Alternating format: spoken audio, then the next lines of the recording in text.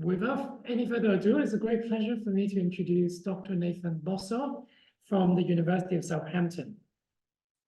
Nathan Bossoh is currently a research fellow in history at Southampton University.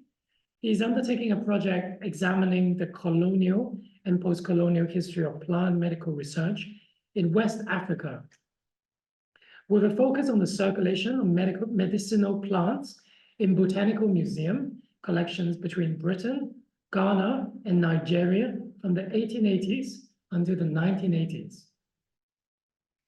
Previous to this work, Nathan was the African Collections Research Curator at the London Science Museum between September 2022 and September 2023. In this role, he conducted a major collections-based investigation into the museum's almost 5,000 historic African material samples, leading to a report in which he appraised the collection and recommended steps for its future development. Nathan completed his PhD in History and Philosophy of Science at UCL in 2022, and has written on various history of science topics for both academic and public audiences. The title of today's seminar is Science, Religion, and the Material Turn, Exploring New Global Potentials Through Colonial Museum African Collections. Please join me in welcoming Dr. Nathan Bossoh. So a brief overview of the talk. First part will be a historiographical overview of the fields of history of science and religion, which some people here may or may not be familiar with.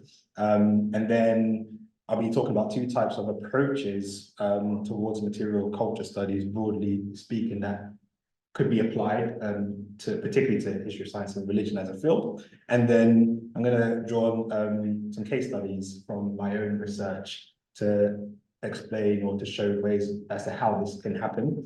And then I'll draw on some basic kind of conclusions. So we'll begin with part number one. Over the last few decades, historians of science have been shifting with noticeable progress from Western-focused narratives of science towards broader perspectives and geographical focuses. This shift in focus is perhaps most noticeably seen with the additions of imperial and global histories of science over the past few decades. Up until around the 1990s, virtually all of the work produced by 20th century historians of science, particularly surrounding the scientific revolution, was situated around European and American, often male figures. From the 1990s, however, an initial turn, i.e. the imperial turn, took root. Its goal, alongside the wider rise of post-colonial literature, was and has continued to understand how imperial power dynamics have shaped developments in the rise of modern science. Since then, a second turn, i.e. the global turn, has taken root roughly over the past 15 years or so. The current global focus among historians of science is perhaps best captured by James Poskett's 2022 publication entitled Horizons, A Global History of Science, a work which reframes the traditional Western-focused story of the scientific revolution, bringing to light the global South and indigenous knowledge forms which underpinned its rise. As Poskett summarizes in his book, rather than a product of a European culture, or a unique European culture rather, quote, the development of modern science depended upon global cultural exchange, unquote. In comparison to the imperial and global trajectories taken by historians of science, the trajectory of history of science and religion scholarship has been somewhat different. Scholarship within the history of science and religion field can be divided into roughly 3 phases. The first phase dates from the late 19th century onwards, where scientists, freethinkers, secularists, and also the founders of the history of science constructed the conflict narrative, which probably everybody here is familiar with, between science and religion. Although the conflict narrative was challenged throughout the 20th century, The second phase, although the conflict narrative was challenged throughout the 20th century, the second phase of scholarship really began at the end of the 20th century. This phase is often represented by John Healy Brooks' 1991 publication, Science and Religion, Some Historical Perspectives, which brought about a new historiographical shift, now commonly dubbed the complexity thesis. This is the idea that every instance of science and religion in history has layers of complexity and so cannot be simply reduced to an episode of conflict, which was the idea of the conflict thesis initially. Since then, historians of science and religion have completely replaced the conflict narrative with this framework. The third and newest phase within the history of science and the history of science and religion dates from around 2010. This is the global phase, which is perhaps best represented by the edited book produced in 2011, also by John Healy Brooke and the late Ronald L. Numbers, entitled Science and Religion Around the World. Since then, a small but increasing number of historians of science and religion have shifted towards this more global approach.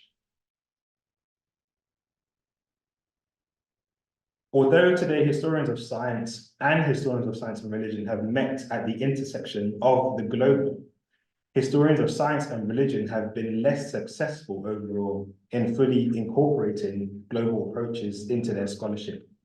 A key reason for this, pointed out in Peter Harrison's 2015 publication, The Territories of Science and Religion, is because the very terms science and religion are specific products of a Western linguistic development, which have not functioned relationally beyond the West or even in the West prior to the 19th century.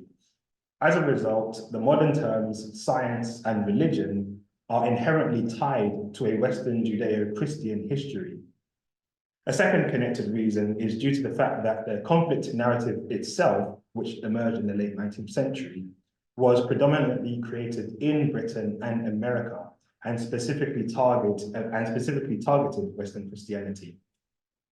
Therefore, much of the work since 1991 has attended to the dismantling of this false conflict narrative between science and Western Judeo-Christianity. Another reason, however, which I argue has contributed to this chronic challenge of going global is due to methodology. Whilst historians of science and religion have increasingly paid attention to the various intellectual and social contexts of science and religion in different locations, they have paid little attention in contrast to the material cultural context, i.e. the role that objects have historically played in mediating science and religion. During the 20th century, there was a broad shift from intellectual histories of science to social and cultural histories of science. This shift involved turning scholarly focus away from seemingly authoritative abstract ideas published in books like Newton's Principia, towards the more personal, less abstracted correspondence, diaries, biographies, and social networks of figures like Newton. In doing so, historians were able to start pushing back against the false idea of the lone male scientific genius. Although the investigation of objects is common to other academic fields such as archaeology, anthropology, museum studies, and so on, and more recently, history of science, it is virtually non-existent among historians of science and religion, who have generally stuck to the intellectual and social, even with the field's shift towards global perspectives. At its core, a material cultural approach for historians of science and religion will involve a change in focus from ideas and their social contexts towards the objects, materials, or things, if you will, which physically embodied those ideas and their social contexts.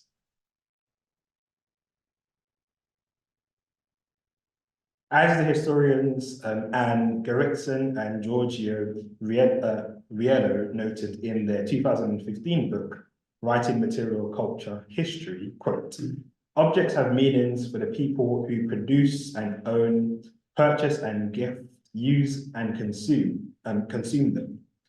Material culture therefore consists not merely of things, but also of the meanings they hold for people, unquote. After completing my PhD at UCL in 2022, I was fortunate enough to take up a fixed-term position at the London Science Museum as the first African Collections Research Curator, where I was immersed into the world of objects and collections research. Working in this new arena helped me to become aware of two things. Number one, that material cultural approaches through museum collections offer a viable, as of yet untapped potential for historians wanting to widen the trajectories of science and religion beyond its Western Christian remit. And number two, that a material cultural approach will require some methodological changes. I aim to expand on the two above points throughout the rest of the talk. So we're moving to section two of the talk then. So how might historians of science and religion approach the inclusion of object research or object investigation into their work? There seem to be two general ways which look to be viable. The first is what we might call the broad approach, where the historian can look at the cultural uses of objects more generally within a particular society or societies. The second is what we might call the focused approach, where the historian can conduct a detailed case study investigation on a particular object of interest. Both approaches are useful for different purposes, as I will outline in two examples below, before moving to my own research, which has so far adopted the latter approach. So here was one example of the first approach that I picked out in the history of science scholarship. In his book, Thrifty Science, Making the Most of Materials in the History of Experiment, published in 2019, the historian Simon Werrett demonstrated how a study of the material culture of early modern England can cast our focus away from the traditionally accepted sites of science, such as the Royal Society and Royal Institution, towards the experimental nature of the household. According to Werrett, a core relationship between scientific actor and household was one of material dependence. As such, one's home, the objects found in one's home, and the techniques used to manage and enable those objects constituted, quote, an enormous variety of apparatus and instruments for investigating nature, unquote. By adopting this focus of the use of objects in the domestic space, Werrett convincingly shows that women were as fundamental as men in the making of modern scientific experimentation in early modern England. Central to this domestic culture of material experimentation was a divine imperative grounded on the scriptures. This divine imperative was found in biblical passages such as James 1:17, which encouraged individuals to make the most of materials, since all materials were a gift from God. Thus, to experimentally make use of Earth's materials was nothing less than a godly act. As a result, within the household, instead of being thrown away, damaged objects were repaired and or repurposed. Men and women conducted detailed experiments with food and medicine recipes in the kitchen and the bedroom. Fabrics were bought and experimentally altered over time, and the windows, cellars, kitchens, and gardens were exploited as spaces for experimenting with temperature, storage, and products of horticulture. Here then we begin to see some clear intersections between science, religion, and material culture in early modern England. Werrett's book, however, explicitly omits discussion of the wider imperial and or global context, which underpinned the circulation, storage, experimentation, and exploitation of early modern materials. By shifting attention away from strictly European objects towards indigenous objects, we can utilize the basis of Werrett's findings and apply them to different contexts. However, to achieve this goal, a focused approach to object studies may yield better results, given the lack of textual knowledge surrounding many indigenous cultures in history. So a brief look at the second approach then, which is the more focused approach. An example of the second approach can be seen in a recent academic paper entitled From Museumization to Decolonization, Fostering Critical Dialogue in the History of Science with a Hide-the-Eagle Mask. Published last year by the historian of science and occult belief, Ephraim Sarah-Shriya. Sarah-Shriya's paper also puts forward a case for the material turn amongst historians of science and religion. By conducting a detailed object investigation on a Hide-the-Eagle mask, which was part of the collections of a medical museum in Britain during the early 20th century, Ephraim traces the origins of the mask back to the Haida people of the Haida-Gwaii Island, just off British Columbia's west coast in Canada, and reveals an indigenous spiritual cosmology which was lost when the mask was collected and placed into a British medical museum. Through Ephraim's investigation, what we find is that instances of science and religion interactions are sometimes embodied in indigenous objects. More specifically, they can be found in the changing status of an object as it travels from one cultural context to another. In this case, from an indigenous community with a spiritual interpretation to an imperial metropole location with a medical interpretation.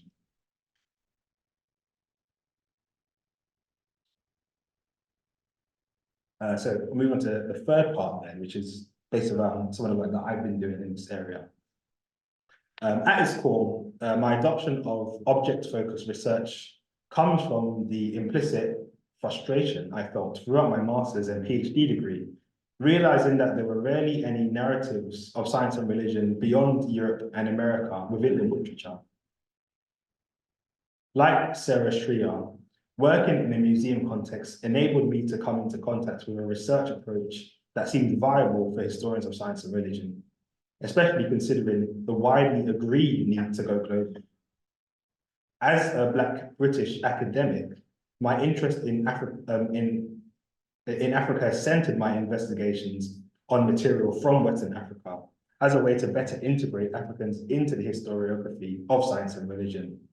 Therefore, my work is strongly shaped by my background and experiences. From this perspective then, the next section explores how museum collections and museum spaces in themselves can be objects of study for historians of science and religion.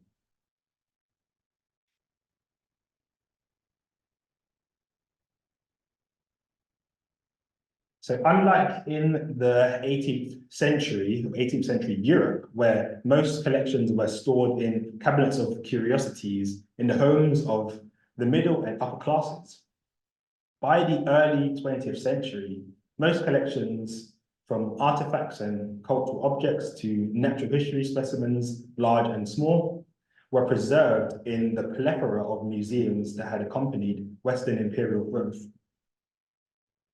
Britain was host to an endless array of objects shipped from imperial colonies, and curators at metropole museums, such as the Pitt Rivers and British Museum, were the enthusiastic recipients of these objects. The pharmacist and museum owner, Sir Henry Wellcome, who lived between 1853 and 1936, immersed himself into this dynamic world of collections, establishing a name as a reputable collector. Born in Wisconsin, America in 1853 and arriving in Britain in 1880 to try his hand at running a pharmacy, Wellcome had already developed an interest in objects, particularly those related to global medicine and health. From a young age, aided by the remarkable success of his pharmaceutical business, Burroughs Wellcome & Co., Wellcome established his own museum on Wigmore Street, London in 1913, a museum which he named the Wellcome Historical Medical Museum, or WHMM for short. Wellcome fully exploited the British Empire's global reach as an imperial superpower to build his global collection of health-related objects. By the time of his death in 1936, his collection was estimated at over 1 million objects consisting of books, animals and plant specimens, artifacts, human remains, surgical tools, medicine boxes, amulets, charms, and much more. As the historian of architecture, Carla Yanni has argued, the very design of a museum, as planned by an architect, could serve the function of legitimizing science. In addition, I submit that museum exhibitions and their associated objects could also legitimate the boundaries between science and religion, often through established racial hierarchies. Wellcome's first exhibition provides one such example.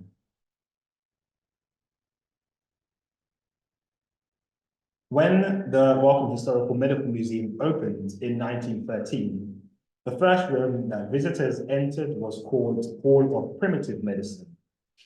This room was filled with masks, fetish figures, skulls, wooden figures, costumes, musical instruments, and so on, gathered from parts of Africa, the Amazonian jungles, Pacific Islands, and other locations, mostly outside of Europe and North America.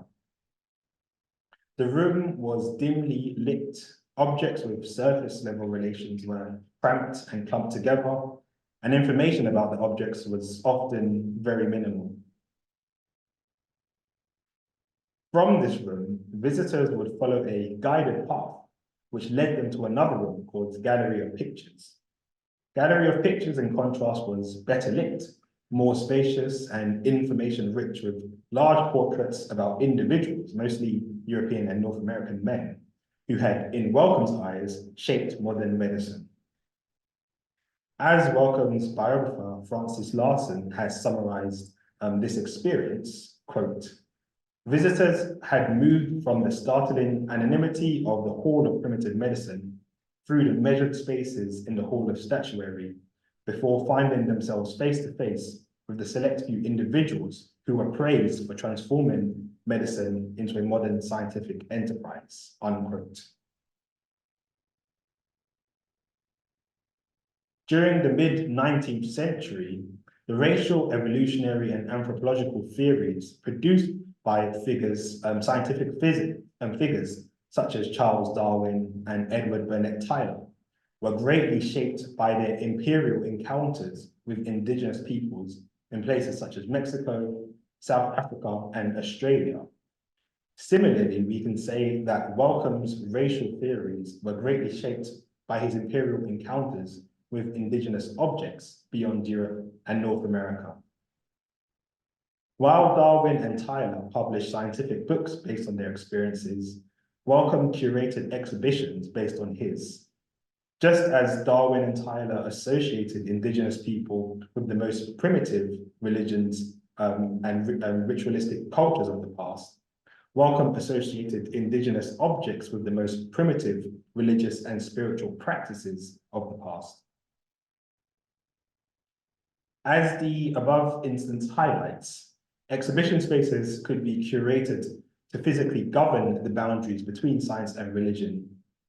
These so-called boundaries were overwhelmingly centered around Eurocentric hierarchies of race.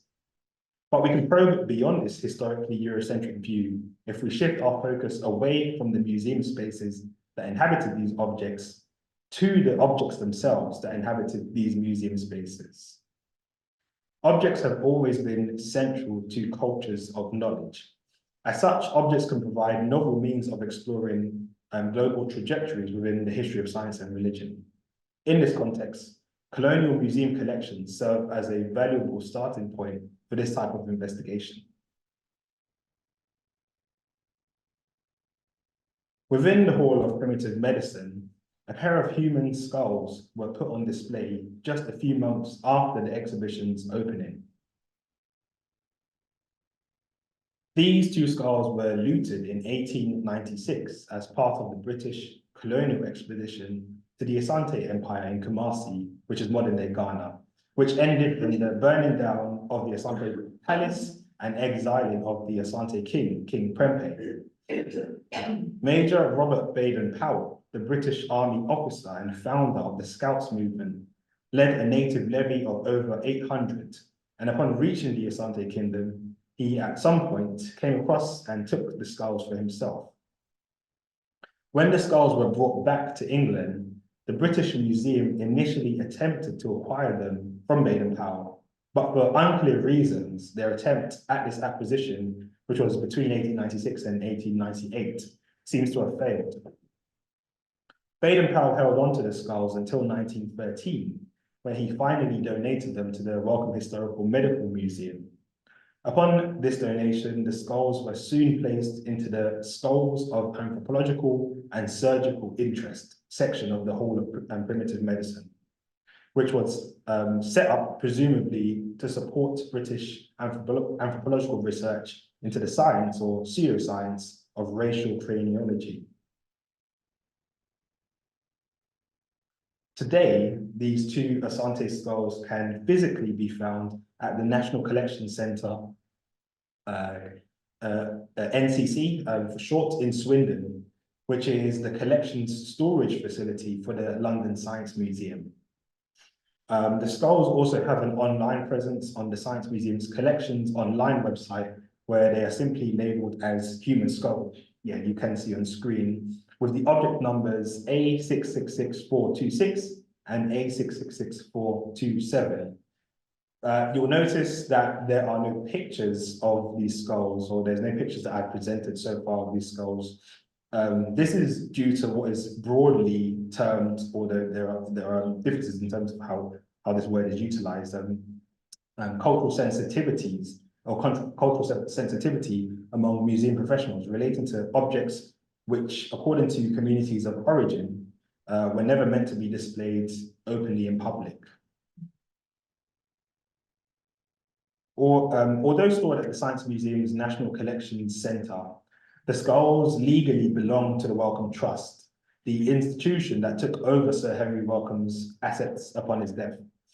During the late 1970s, the skulls were transferred from the Wellcome Trust into the Science Museum's care as part of a long-term loan agreement.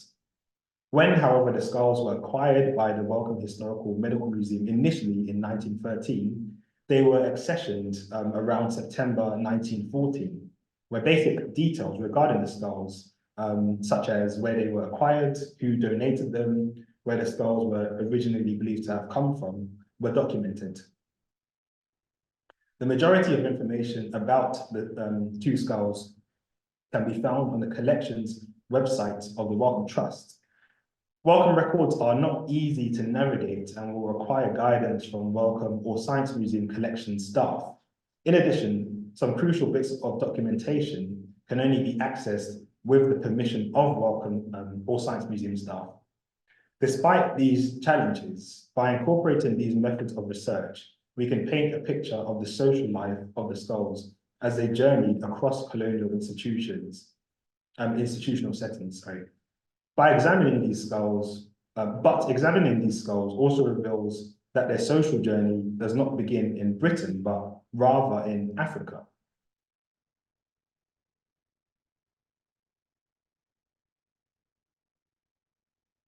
A significant aspect about these particular skulls is that they have Arabic inscriptions written across their cranium. The 1914 skull accession records states Calvaria inscribed in Maghrabi hand of Arabic. This most likely refers to the Maghreb region, an Islamic majority region in northwestern Africa today. This information suggests that the skulls were possibly transported from North Africa to the Gold Coast at some point during the late 19th century. Thus, the two skulls were probably a product of inter-African multi-religious trade. Following this initial investigation, I contacted Mohammed Gamal Abdel Nawar, a comparative religious studies researcher at Bristol University, to translate the cranial inscriptions. He confirmed the inscriptions to be chapter 69 of the Quran, mixed with an inscribed personal prayer to Prophet Muhammad. From the 16th century onwards, a recognizable Islamic presence had already entered the Gold Coast from Northern Africa. By the late 18th century, this Islamic presence had penetrated the Asante Empire. This was not a presence dominated by war between the two groups, but rather trade. Islamic prayers, medicine, and other Islamic manufactured objects became important in the Asante Empire during this period. Although the Islamic monotheistic belief in Allah was not compatible with Asante polytheistic beliefs on a theological level, these two religious systems were compatible on a material level. For example, according to the Africanist scholars Edmund Abaka and Kwame Kwate, quote, Muslims in Kumasi were noted for the manufacture of harm-repelling charms and amulets, which allegedly helped Asante emerge victorious in many battles, unquote. As a result, the Arabic inscriptions and prayers found on the Asante skulls seem to be well grounded in a global history of empire and trade, beginning with Islamic expansion into West Africa. It's highly probable that the skulls are not Asante in origin then, but rather Islamic. In summary, despite the African origins of the two skulls, when the skulls were placed in the Hall of Primitive Medicine in London, their social context shifted from that of Islamic Asante objects of religious trade to museum specimens which bolstered European racial science. So, some concluding thoughts I've tried to put together regarding this.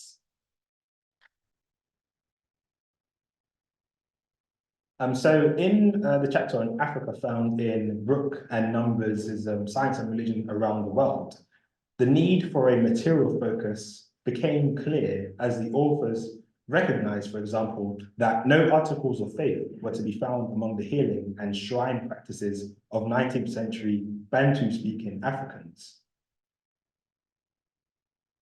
In summarizing the book then, David Livingstone concluded that, quote, a careful reading of the book's essays will serve to underscore the fact that science and religion may converge on the grounds of practice as much as theory.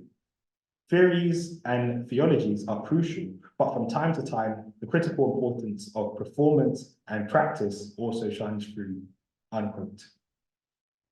Despite this early recognition, historians of science and religion have generally been slow to fully realize the need for this perspective.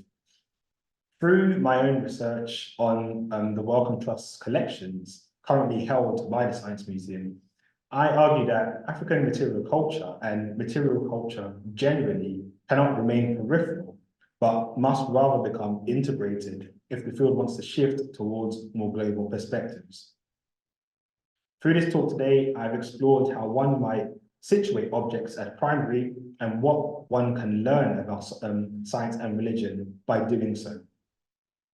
Museums across Europe, which hold hundreds of thousands of indigenous objects, present an opportunity or opportune point of entry for this type of investigation. In addition, however, we must not forget that museums are not neutral institutions. Rather, they are cultural and political spaces where debates about the nature of science and religion have played out and continue to play out. Take, for example, the well-known Wilberforce and Huxley debate of 1860, which took place at the Oxford University Museum of Natural History. Or, what about the many debates surrounding restitution today, where indigenous communities are increasingly calling for the return of their cultural heritage, most of it stored in European and American museums? In 19th and 20th century Britain, for example, thousands of objects were taken from indigenous communities and displayed in museums as a way to contrast the so-called primitive beliefs and practices of indigenous people with the supposed civilized nature of the British. The social evolutionary theories of Charles Darwin and Edward Bennett Tyler served to scientifically justify the removing and displaying of these objects, despite the fact that many of them held specific spiritual significances for those indigenous communities. In the current climate of restitution, where many museums continue to resist the urge to return cultural heritage, an object-focused approach centered around museums as sites of geopolitical tension might enable historians of science and religion, as summarized in the book Critical Approaches to Science and Religion, quote, to use historical insights to engage in contemporary political and social struggle, unquote. In some ways, this is the call for historians of science and religion to adopt more applied historical approaches in order to become more public-facing. This paper is nowhere intended to serve as a final answer to the ongoing aim of globalization, which has been the focus of this talk. However, studying the various concepts, knowledges, and practices of science and religion as embodied in the material culture of regions like Western Africa, whilst understanding how those concepts, knowledges, and practices intersected with Western imperialism, does open promising pathways to new globalizing perspectives for historians of science and religion in past and present. Thank you. That's it.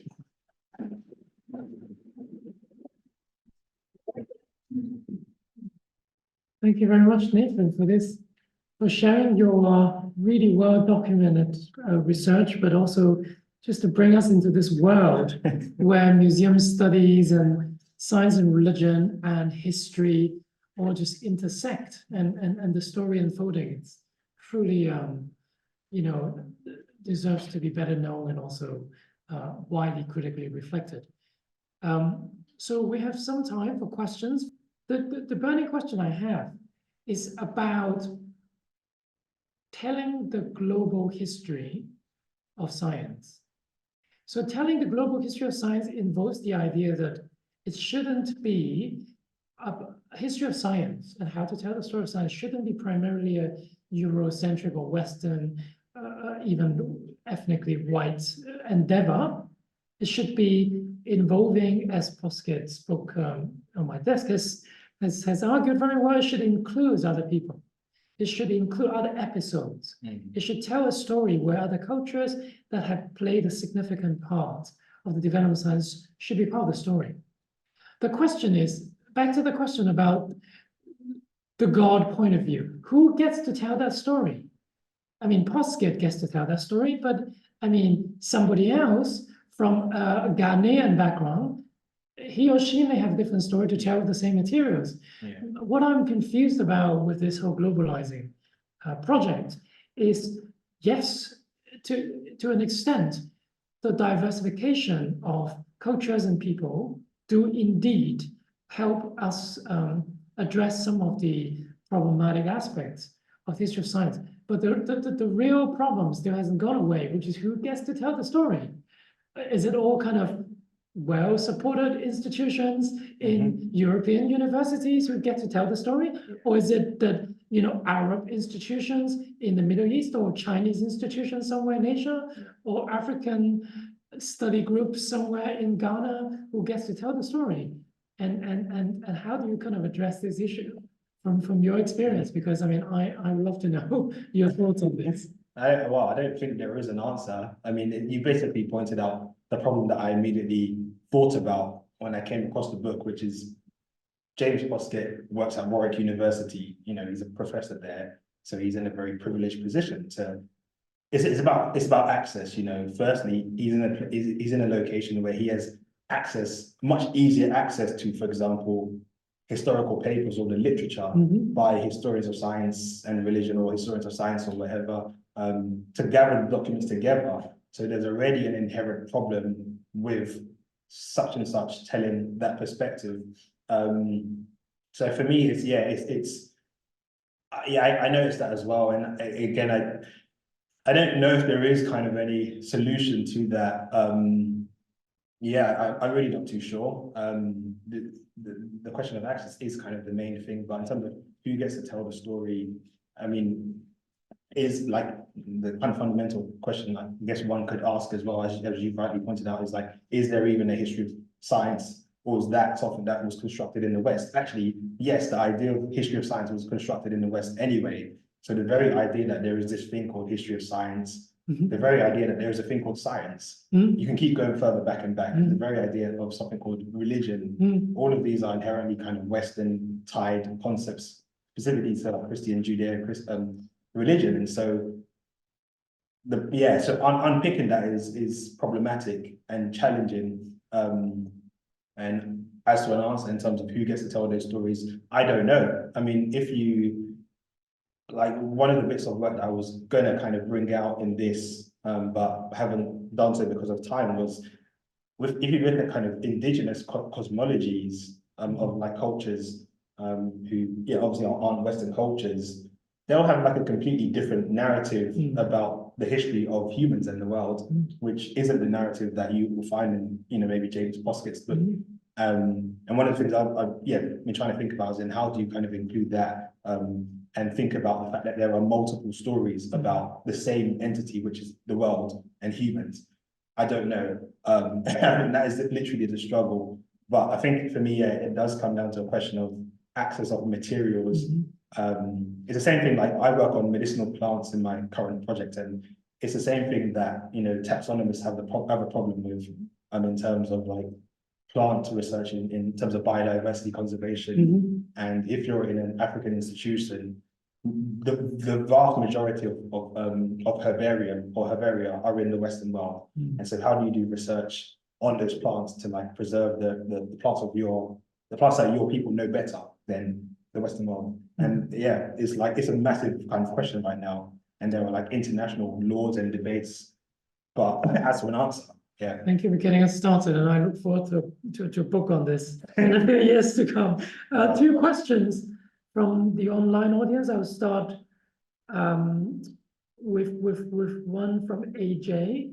Do you have any perspective on how the Wellcome Library is now using its reading room, library, and exhibition displays to display its artifacts to the public?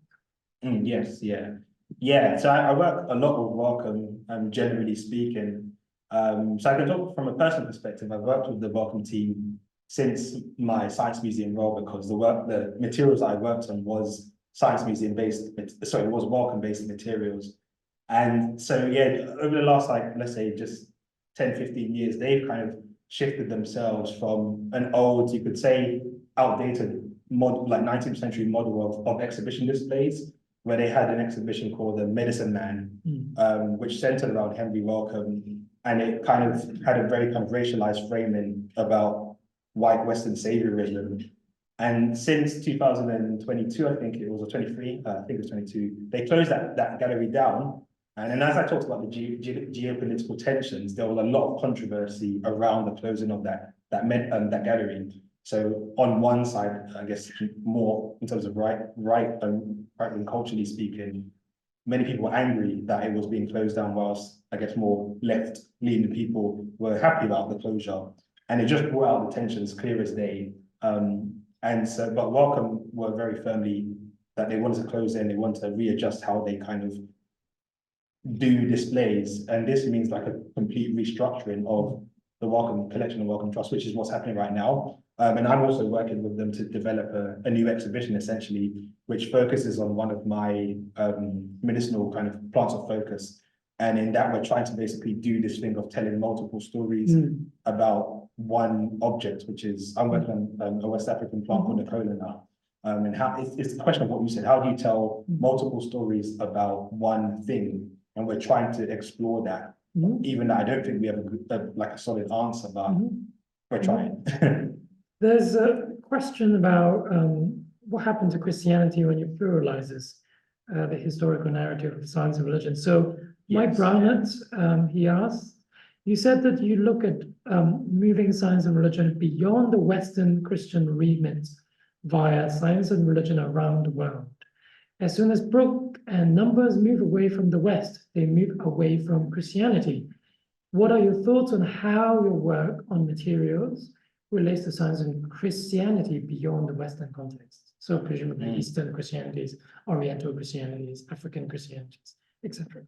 Yeah, I mean, that's right. One of the intersections there is missionaries. I think they're the most clearest kind of intersection. Like in the Wellcome collection, we have, I say we, I don't actually work for them, but they have like collections from Christian missionaries, when Christian missionaries went into parts of Africa, brought like medicinal herbs and things back. And I think that's one of the ways in which the intersection remains. I mean, with this whole discussion, you can't really get rid of Christianity because particularly from the 19th and 20th centuries onwards, they played an instrumental role. Plus, Christianity was completely implicit in terms of the justifications of bringing the materials to the Western world, because the idea was that indigenous beliefs and practices were primitive and they needed to be replaced by Christianity.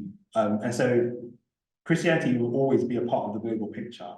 So I'm not suggesting that we move away from Christianity. I think I'm just suggesting that we focus way too much on Christianity, and currently in a climate of globalization, clearly that doesn't work anymore. There needs to be focus on the effects of these things in other cultures and for other people as well.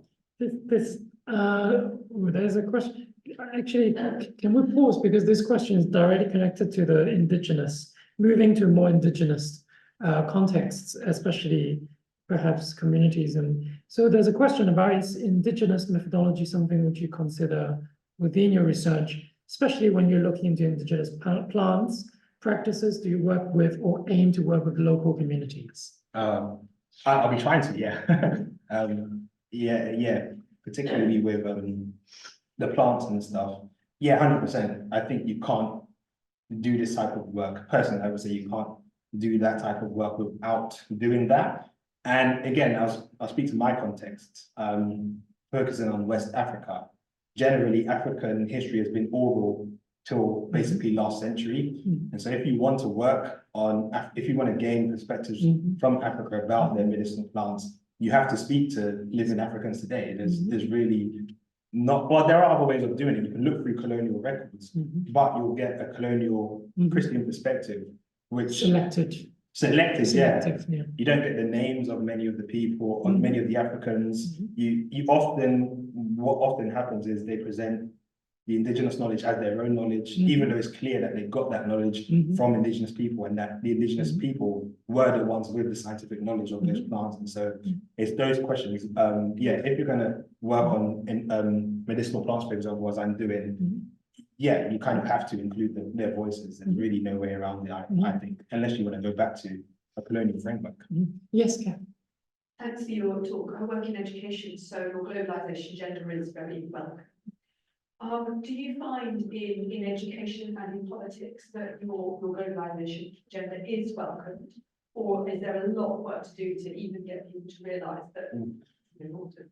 Oh yeah, a lot of work. I mean, in terms of the fields, I guess, that I work in, let's say the three main fields: history of science and religion, and museum studies, I guess we could call it that. They've only really shifted to this global perspective really in the last few decades. So history of science really only in the last 10 or so years, as I said, 10 or 15 years. History of science and religion much more recently. Museum studies to a large degree just the last few years, particularly with George Floyd and decolonization and all that stuff. And so generally, as everybody here will know, working in the field, your field is usually way more ahead than the general public on any particular subject. And so I think that's the challenge that we're facing. Like if we just take the history of science and literature, most people in schools or politicians, if they think about history of science, they'll know the traditional narrative of like Newton and Galileo. They won't really think about the colonial intersections or the fact that science and slavery went together, and Christianity as well, because Christians were, involved in slave trade as well, and all of these types of things. And then to bring that to the present day, then it raises all sorts of questions in the present about nationalism and thinking about a country's past and the greatness of a country's past. Britain, our current government are all about kind of their past national heritage, and some of it isn't so great. And historians of science are trying to now say that science was wrapped up in the making of the modern world, which was colonialism. And so if that's the case, what does that actually mean? but it's really difficult to push that across, partly because historians of science are not great at communicating, which is another thing that, well, you know, historians are also trying to push to more applied historical methods, which is another thing that I'm currently interested in developing more on, you know, how to present to like more broader publics and stuff like that. So yeah, there's all sorts of things like, yeah, the field has a lot to do to kind of bridge that gap. Yeah. Yeah. Questions? Thanks, Nathan. So my question was about the skull that you gave as an example. So it was really interesting to hear the example of the skull, but when you talk about it as being having an inscription written on it, it feels like it becomes a different object. So I was wondering if you have a sense of the way that it was displayed in the museum. Was it displayed as an ethnographic object, or was it more anatomic? I mean, the thing is, it was both, I would say, because it was displayed. I mean, I guess Rockham's museum wasn't. It was an ethnographic museum, but and so he had like all sorts of stuff. He had more ethnographic type materials, and then he had a section which seems to be more about anatomical objects of kind of anatomical use for research. And Henry Wellcome's purpose with his museum was not actually for just general public. Like his whole thing was that researchers will come to my museum and be able to do research, like so medical researchers and students, etc. So he limited his audience in that sense. And so, I mean, I should say, like with the skulls, I'm still working on them. And so I'm actually quite looking forward to doing like more research to kind of understand more about the context in Africa, in North Africa, the Islamic kind of utilizations, and then why exactly it came into Henry Wellcome's museum context. Because it's not even clear why these sets of skulls, like why not any other. It seems there was some significance around this set of skulls, which I'm not entirely sure what that was. And I don't know what the Arabic inscriptions had to do with it. If that was what drew Henry Wellcome to it, I don't know right now. So yeah, a lot of questions to be answered. But as you know, this is the type of work that you do that takes ages. Yeah. Thank you very much. Fascinating talk. Yes. I just want to make a comment and a question also. So the comment was picking up, I think you hinted at the meanings of science, even though quite different in different parts of the world. I wanted to just say yes, in the Barry Institute of Science and Religion, I think this is one of our challenges. We do a number of courses all over the world. And often we have to start by asking the question, what do we mean by science? You know? And of course, word science in Cambridge, people generally think of it as the natural sciences. If you ask tourists, you know, where are the science departments, you sort of wave your arm, you know, pathology, biochemistry, physics. Yeah. You know, generally that's what people are looking for when they talk about science.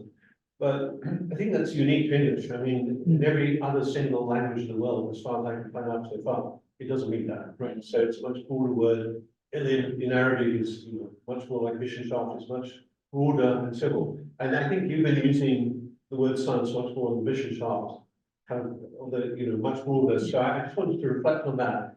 My question actually was more to do with the history of science. There's a classic book by Raya Hoytjes. Dutch, you know, it's a real old classic book from the 1950s or 60s. I can't remember the date now, but I'm just thinking in your introduction there, the focus on, in contrast to the sort of theoretical ideas of theory, actually he was highlighting the materials very early on in the Dutch context, especially reflecting on pottery, you know, Dutch pottery and potters, and the way that their workmanship is so integrated with early scientific development, certainly from the 17th century onwards and so on. So I just wondered if you reflected on that a little bit in your book, where you think so. In a sense, you know, there's a lot of Western science which is very material, very deeply rooted in the workmanship that people did, you know, and that is quite a big major part of the development of modern science in the English context. What do you think about that? It's a good point. I haven't written a book yet. What do you think like that? So that will come in a few years, hopefully. But it's a good point. I have come across Hoytjes. I know there's a student that's currently working with his material now, like doing a PhD on his work on science and religion. But I think I personally haven't looked into his work too much myself. But then I guess also I was given a more broad kind of overview perspective of the field in terms of the general shifts that's taking place. And also, I guess my point was that even if there are a few scholars that have discussed the material cultural context, because it was discussed in the 2011 book by John Healy Brooke and Ronald L. Numbers, but no one's really taken it up that much in terms of it's not an established element of scholarship in the field. And I think that's more so my point. And so I'm trying to just point out that it's a viable route, which is essentially what you're kind of saying. It's definitely an important route and a viable route. And so I'm more or less trying to, yeah.